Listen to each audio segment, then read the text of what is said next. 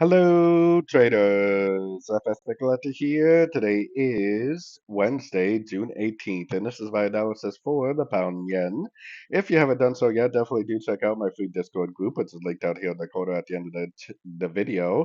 And make sure to take a look at my website, fxpipcollector.com. Watch the video on my home screen to learn more.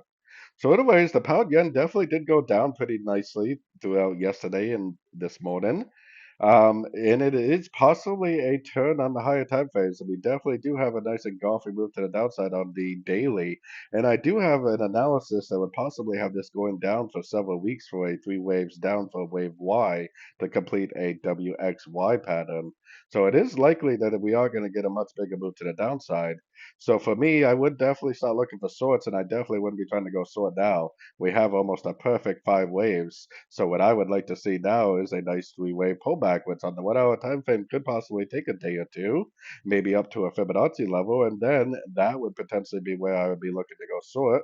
Three waves up to a fib level, nice engulfing move to the downside.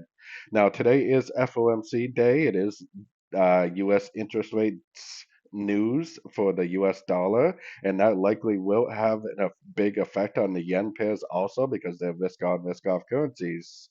So definitely be careful of volatility today around the FOMC news. I will be doing a YouTube live stream at the news event.